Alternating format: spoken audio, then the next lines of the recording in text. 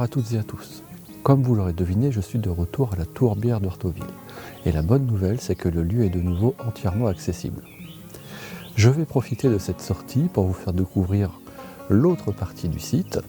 J'espère y trouver de nouvelles photos et j'aimerais vous parler de quelque chose qui est en rapport avec ce que l'on peut projeter lorsqu'on fait et lorsqu'on prépare une sortie photo. Je me suis arrêté sur cette scène et ce qui m'intéresse ici, ce sont ces trois arbres et leurs reflets dans le plan d'eau. Sur l'écran, voici ce que ça donne. Donc j'ai eu quelques choix à faire en termes de composition pour essayer de privilégier au maximum le reflet et d'avoir une photo qui soit assez symétrique. J'ai pratiquement autant de reflets que j'ai d'arbres dans cette image. Donc une sorte de miroir. Au niveau de mes réglages, je suis à F11 ISO 100, ce qui me donne une vitesse au 1/10. J'ai fait le point à peu près vers le milieu de l'image, ce qui devrait me donner une profondeur de champ suffisante sur toute la scène. J'ai dû décaler un petit peu mon exposition, ce qui explique le temps de pause un petit peu faible, parce que je voulais éviter une surexposition au niveau du ciel.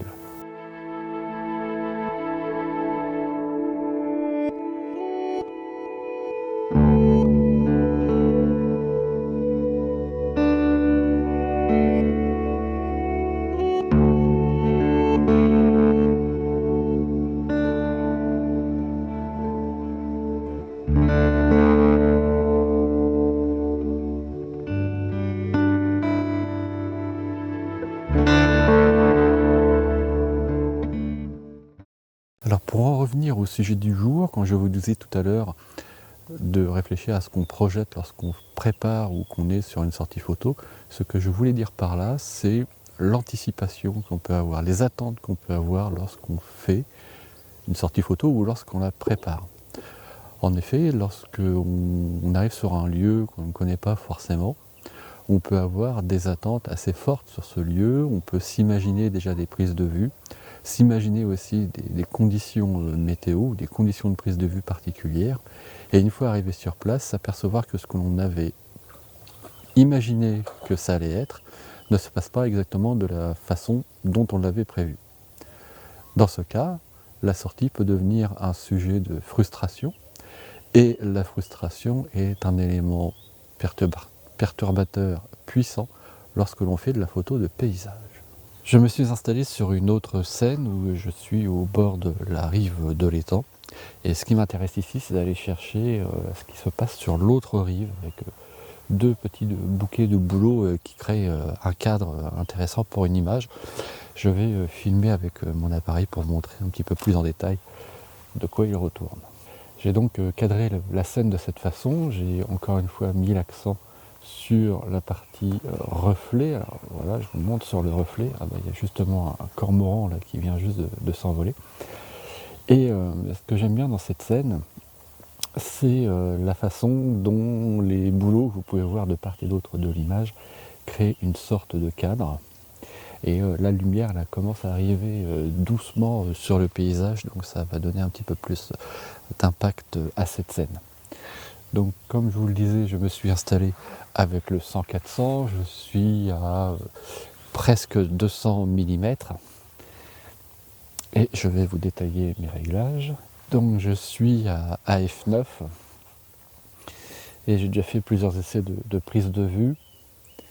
J'ai fait le point au niveau d'un premier bouquet de bouleaux. Et ce que j'ai essayé de faire, c'est de jouer un petit peu sur les vitesses d'obturation, parce qu'au départ j'étais à ISO 100, ce qui me donnait une vitesse à 1/8. Et avec cette distance, cette focale, j'avais un peu peur que ça soit peut-être un petit peu juste en termes de netteté, parce que je suis sur un sol un petit peu mou, j'ai un retardateur de 2 secondes. Ça peut normalement suffire à ce que l'appareil soit stable au moment de la prise de vue, mais j'ai un petit peu peur que ce soit juste. Alors ce que je peux faire aussi, c'est augmenter prendre un retardateur de 10 secondes, je vais faire un essai aussi de cette façon. Je vais continuer à faire plusieurs prises de vue et je vais vous montrer la photo, la meilleure photo de cette série.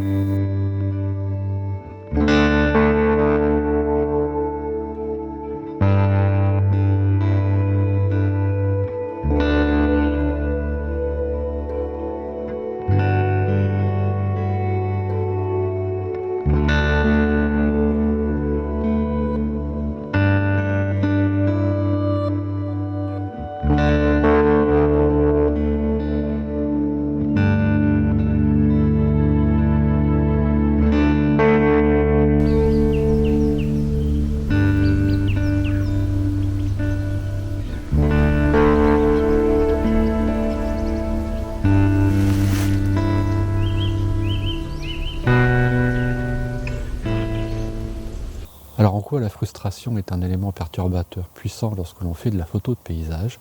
Eh bien souvent, ce qui s'associe à la frustration, c'est la déception. Alors, comment ça peut arriver? C'est-à-dire qu'on peut s'imaginer arriver sur un lieu en se disant: «Ah bah, ça va être super, les conditions météo vont être belles, on va avoir une belle lumière et tout ça». On s'imagine déjà ce qu'on va pouvoir faire comme photo et on arrive sur le lieu et on se dit: «Ah mince, c'est pas vraiment ce que j'attendais, c'est pas vraiment ce que j'ai vu, les conditions ne sont pas idéales». Et de là, si on s'obstine à rester sur ce qu'on avait imaginé qu'on allait faire, eh bien c'est là qu'on va être frustré, parce que ce qu'on avait imaginé de faire, on ne va pas pouvoir le faire. Et donc ce sentiment peut nous amener à se dire que la prochaine fois, on va être certain d'attendre les meilleures conditions, les conditions idéales avant de sortir, et que tant qu'on n'aura pas ces conditions idéales, en final, on va peut-être pas se rendre sur le lieu, on va peut-être pas sortir. Donc la frustration peut mener au fait de ne pas sortir assez souvent, et si on ne sort pas, eh bien on ne fait tout simplement pas de photos, et si on ne sort pas, eh bien on passe certainement à côté de nombreuses occasions. Ce que je partage ici, ça n'est que mon expérience personnelle, parce que ça m'est déjà arrivé de me dire: ah, tiens, je vais aller à tel endroit, ça va être super, on va avoir des belles lumières et tout, puis finalement déçu. Et donc, comment est-ce qu'on peut tirer parti d'un moment où on arrive sur un lieu et que finalement ce n'est pas exactement ce qu'on attendait? Je vous en parle dans quelques instants.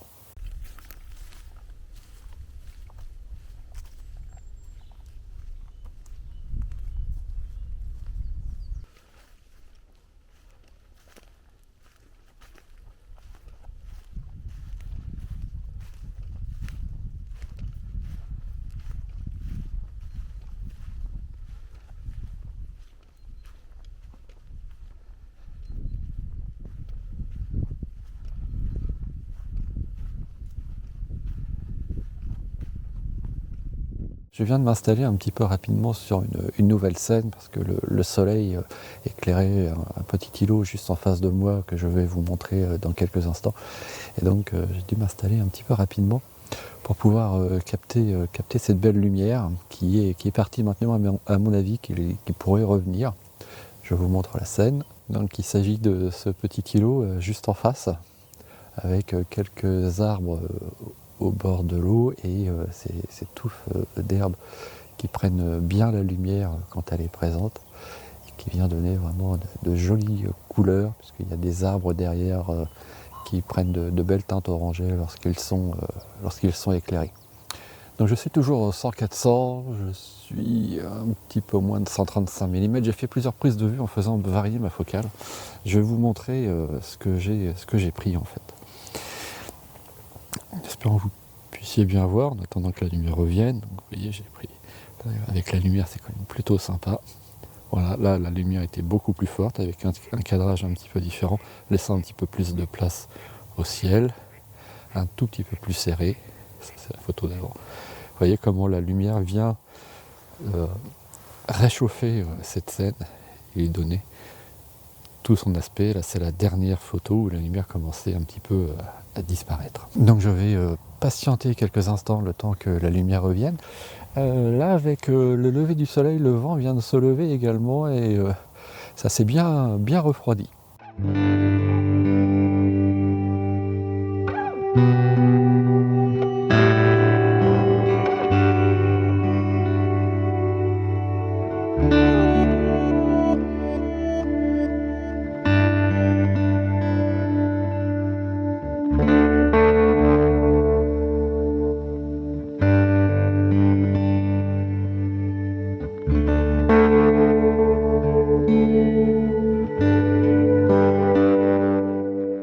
En attendant que la lumière revienne, nous poursuivons notre petite discussion. Donc comment essayer d'éviter la frustration qui pourrait nous amener à ne pas sortir? Et ben, c'est simplement de se dire, une fois qu'on est sur place, il doit bien y avoir des photos quelque part. De toute façon, tous les lieux, il y a des photos partout, ça j'ai déjà eu l'occasion, il suffit juste de les trouver et de regarder le paysage justement en oubliant la frustration, en faisant une croix, tant pis, on se dit bon la photo ou les photos que j'avais imaginé pouvoir prendre sur ce lieu, tant pis, je les prendrai peut-être une prochaine fois. Je mets ça de côté, j'arrête de ruminer cette partie-là, et je regarde mon paysage avec un nouveau regard, et j'essaye de trouver des scènes qui pourraient me convenir. Et il y en a forcément. Un bon outil lorsqu'on est sur un terrain que l'on ne connaît pas très bien et qu'on veut trouver à faire des photos un petit peu différentes, c'est simplement d'utiliser un téléobjectif. Je l'utilise de plus en plus, mon 100-400, car il me permet vraiment d'aller chercher des petits détails dans un grand paysage, d'aller chercher des scènes qu'on ne verrait pas si on les prenait au grand angle. Donc vraiment, j'apprécie de plus en plus l'utilisation de cet objectif. On peut aussi s'orienter vers un type de photo différent. On peut se dire, tiens, je vais aller travailler les textures et les formes, comme je l'ai fait dans la vidéo de la semaine dernière. D'ailleurs, la vidéo de la semaine dernière est un bon exemple, car lorsque je suis arrivé sur cette plage, j'avais de nouveau un temps gris. Ça faisait plusieurs semaines que je sortais et que j'avais du temps gris. Je commençais un petit peu à en avoir marre, mais je me suis dit, bon, allez, tant pis. C'est peut-être pas ce que j'avais imaginé, mais je vais essayer de tirer parti des conditions telles qu'elles sont à ce moment-là, et j'ai quand même pu ramener quelques photos, dont certaines que j'aime assez. Donc il ne faut pas s'arrêter sur la première impression, il faut essayer de se dire je suis sur place, allez, je profite du moment, et je regarde ce paysage, ce lieu avec un œil neuf, et je vais bien trouver des photos. Je suis en place pour ce qui sera, je pense, la dernière photo de la journée. Et ici, ce que je voudrais prendre, c'est une vue un petit peu plus ensemble, justement, pour changer. J'ai pas mal utilisé le 100-400 aujourd'hui, là j'ai envie de prendre quelque chose un petit peu plus global. Donc je me suis installé avec le 24-105. Difficulté dans cette scène, donc le vent s'est bien levé maintenant. Et les éléments qui sont ici au premier plan, les petites touffes d'herbe, ont tendance à bouger un peu, et l'arbre qui se trouve un petit peu plus loin sur la rive aussi. Donc il va falloir que je trouve une vitesse d'obturation suffisamment élevée pour essayer de figer tous ces éléments. Pour commencer, je vous montre ma scène en filmant avec l'appareil. Donc je vais commencer par vous parler de ma composition, quelque chose d'assez classique. J'ai profité de cette bande ici qui est éclairée par le soleil, donc qui nous emmène à travers toute la scène ici. On a une belle vue sur le lac et on a quand même un ciel plutôt sympa. Et j'ai quand même inclus une bonne partie du premier plan. C'est d'ailleurs ce premier plan qui va me poser quelques petits problèmes en termes de réglage. Vous pouvez probablement voir que ça souffle pas mal. Là, l'étang se couvre de petites vaguelettes. Donc ça va être assez compliqué. Au niveau de mes réglages, pour l'instant, je suis à F11 avec une vitesse au 50e, ce qui me paraît un petit peu juste. J'ai deux possibilités, soit je ferme un petit peu plus mon diaphragme, ce qui va augmenter ma vitesse, mais en même temps ça va réduire ma profondeur de champ. Bon, je suis à 24 mm, ça ne devrait pas être super gênant, donc ça va être la première option que je vais prendre. Je vais juste fermer un petit peu plus mon diaphragme, et là j'arrive à une vitesse au 80e, je profite d'une petite accalmie, et j'y vais. Alors, est-ce que le 80e sera suffisant? Dans ces cas-là, ce que je peux faire pour sécuriser encore un petit peu plus ma prise de vue, je vais monter un petit peu en ISO, je vais monter à ISO 160, je vais regarder ce que ça me donne, au 125e, ce qui devrait me donner déjà une vitesse d'obturation suffisante, je le pense, pour figer les éléments. Mais enfin, il faut quand même prendre en compte que les petites herbes que j'ai au premier plan bougent quand même assez fortement, donc je vais peut-être monter un petit peu plus. Allez, je vais monter à 250 au niveau des ISO, ce qui m'amène au 200e. Bon, là, normalement, au 200e, je ne devrais pas avoir de problème de flou de bouger.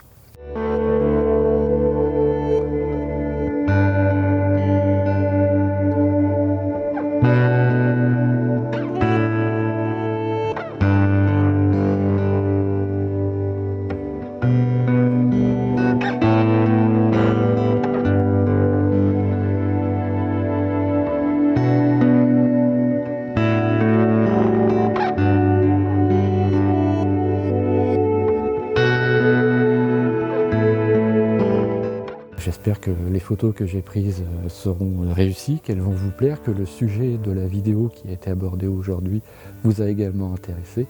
N'hésitez pas à me faire part de votre retour d'expérience et de vos commentaires en utilisant justement ces fameux commentaires. Je me ferai un plaisir d'échanger avec vous.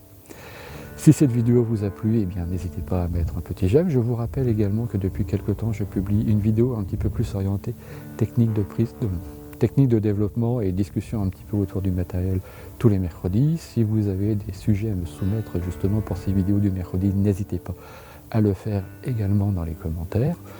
En attendant de vous retrouver pour une prochaine sortie, je vous souhaite une très belle semaine et à la semaine prochaine. Salut!